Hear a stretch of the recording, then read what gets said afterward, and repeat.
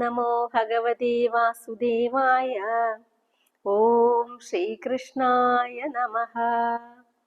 അഭിവന്ദരായ എല്ലാ ഗുരുജനങ്ങൾക്കും എൻ്റെ വിനീതമായ നമസ്കാരം.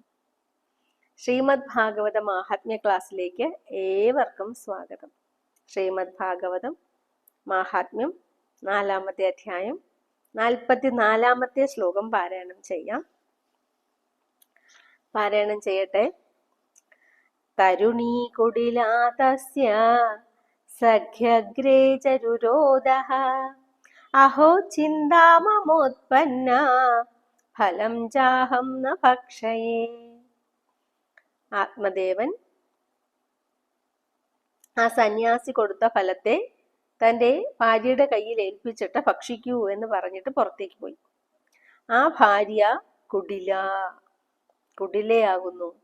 അവൾ സഖ്യഗ്രേ രുരോധ, സഖിയുടെ മുമ്പിൽ ഇരുന്ന് കരയുകയാണ്.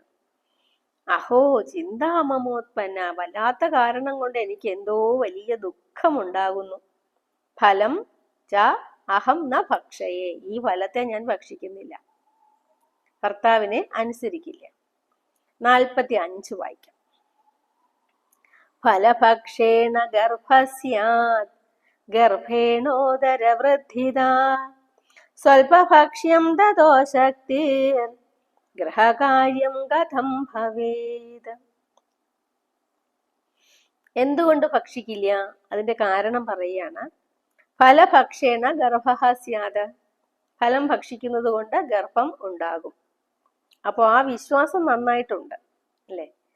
ഗർഭേണ ഉദരവൃദ്ധിത, ഗർഭം കൊണ്ട് വയറ് വീർത്തു വരും. തതഃ അനന്തരം സ്വൽപഭക്ഷ്യം, അല്പം മാത്രമേ ഭക്ഷിക്കുവാൻ സാധിക്കുകയുള്ളൂ.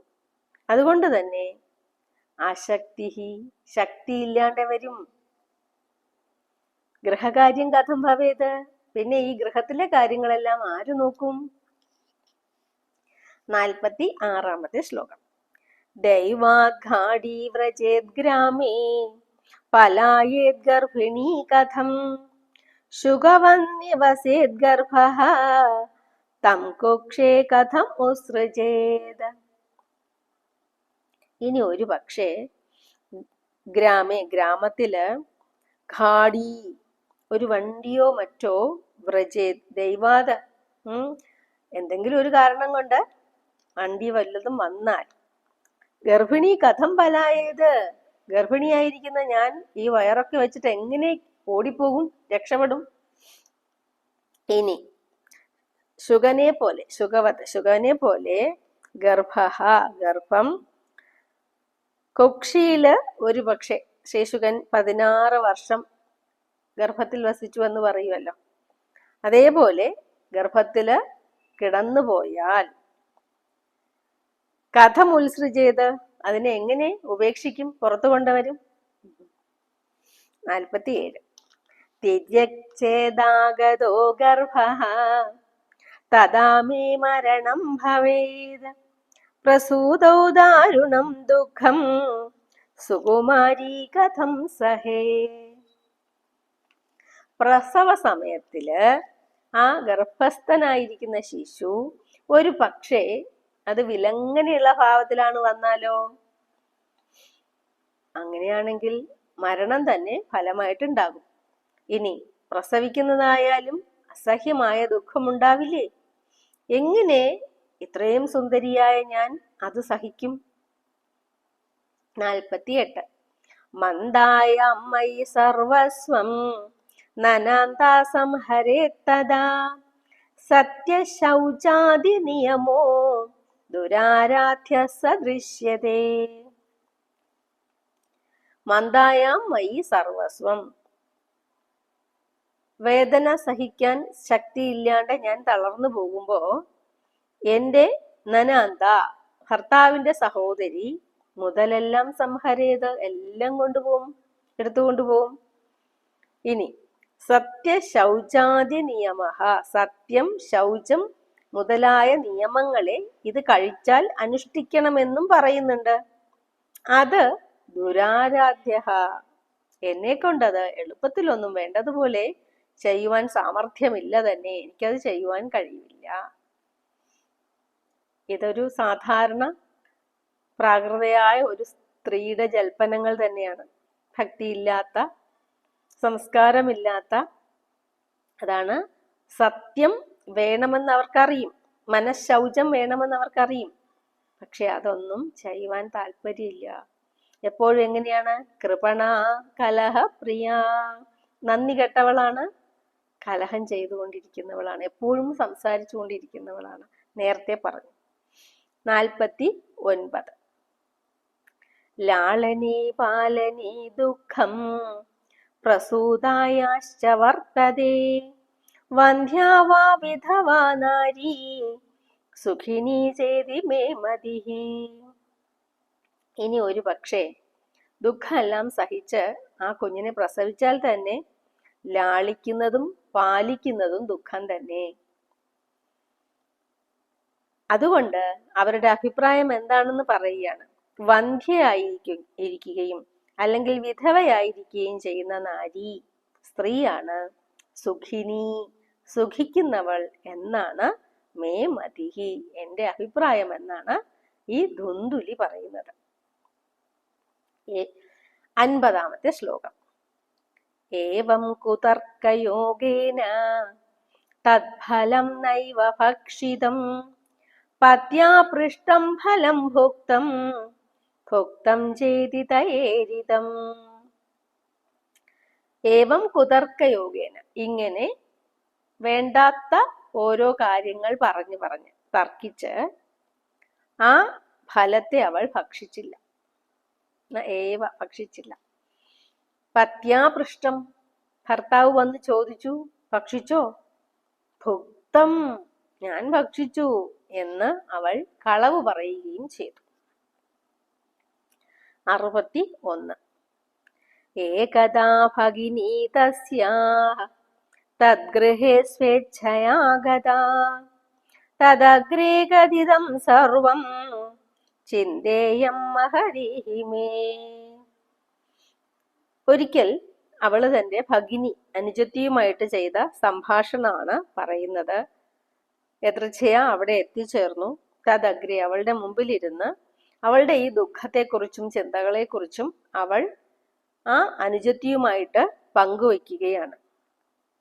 52. ദുർബലാതേന ദുഃഖേന ഹ്യനുജേ കരവാണി കിം സാബ്രവീൻ മമ ഗർഭോസ്തി തം ദാസ്യാമി പ്രസൂതിതഃ. അപ്പോൾ സത്യമായിട്ട് പറഞ്ഞത് കേട്ടിട്ട് ഭർത്താവിനെ വഞ്ചിക്കാൻ വേണ്ടിയിട്ട് ആ ഫലം കഴിച്ചുവെന്ന് പറഞ്ഞു. ഇനിയിപ്പോ ഞാൻ എന്ത് ചെയ്യും എന്ന് കരഞ്ഞു ചോദിക്കുമ്പോ അവര് പറയുകയാണ്,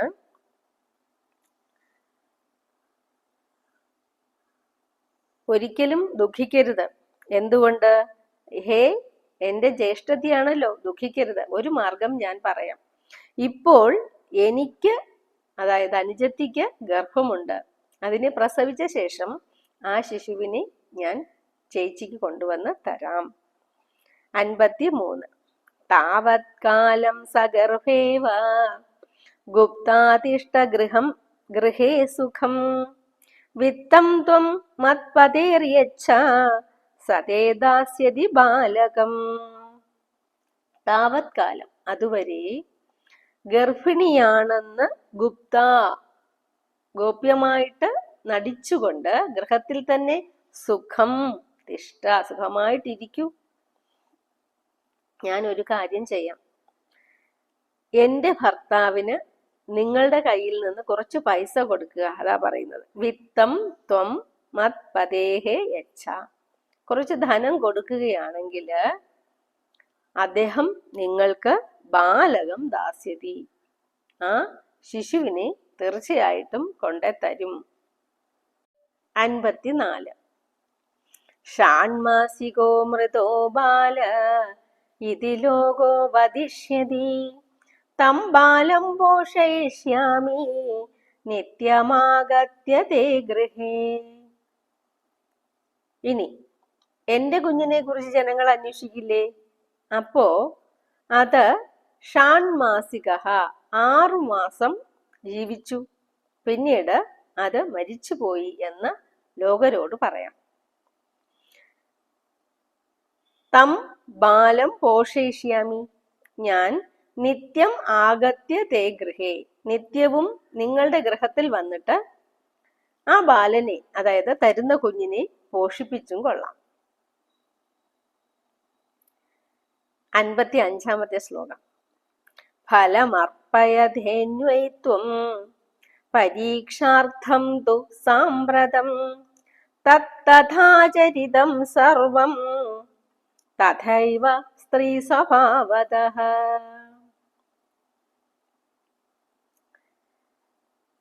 ഇനി ആ ഫലത്തെ വച്ചിട്ട്, അത് ഭക്ഷിച്ചിട്ടില്ലല്ലോ, അത് വച്ചിട്ട് അവരൊരു പരീക്ഷണം ചെയ്യുകയാണ്. ഫലം അർപ്പയ, ഇത് പശുവിനായിക്കൊണ്ട് കൊടുക്കൂ. പരീക്ഷണാർത്ഥം കൊടുക്കൂ. തഥാചരിതം സർവം, അവള് അനുജത്തി പറഞ്ഞതുപോലെ അപ്രകാരമെല്ലാം ചെയ്തു. തഥായേവ സ്ത്രീ സ്വഭാവതഃ, അത് സ്ത്രീകൾക്ക് സഹജമായിരിക്കുന്ന ദോഷബുദ്ധിയാകുന്നു എന്നാണ്. എന്തുകൊണ്ടാണ് ദോഷബുദ്ധി ഉണ്ടാവുക?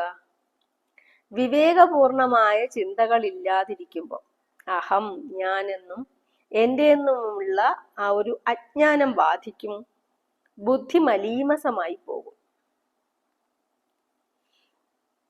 അപ്പോ ആ ഒരു ജ്ഞാനത്തിന് ആദ്യത്തെ പടി ഭക്തി ഉണ്ടാവുകയാണ്, ഭഗവാനിലുള്ള വിശ്വാസം.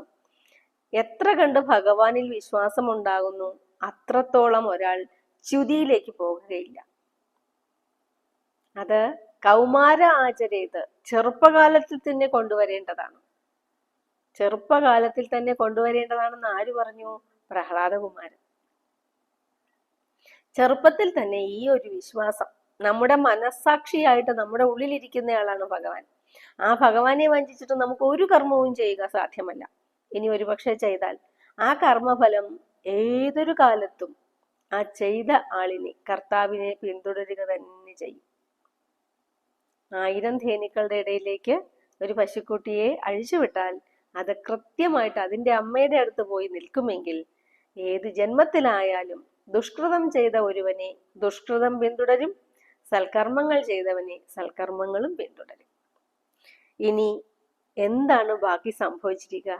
അത് നമുക്ക് അടുത്ത ക്ലാസ്സിൽ നോക്കാം. നമസ്തേ.